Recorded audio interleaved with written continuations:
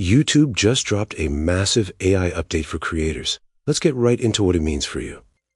Seriously, this isn't just a small tweak. It's the biggest leap for translation on the platform, maybe ever. So remember how AI dubbing was only for a few big channels? Well, not anymore. It's now for everyone. And get this, they've massively expanded language support.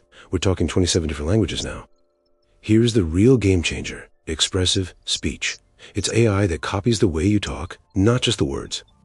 Right now, you can get this supernatural sounding AI in these 8 key languages, with more on the way. But what if the dubs could look right, too? YouTube's already thinking about that next big step.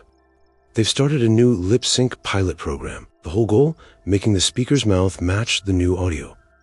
Now, this is still in the testing phase, so you can't use it just yet, but it's definitely coming. Okay, so with all this AI, you might be asking, who's actually in charge? Let's talk creator control. Well, you are. Creators can opt out or add their own dubs, and viewers, you can always switch back. So, what does this all mean for the future? Are we watching the end of language barriers on video?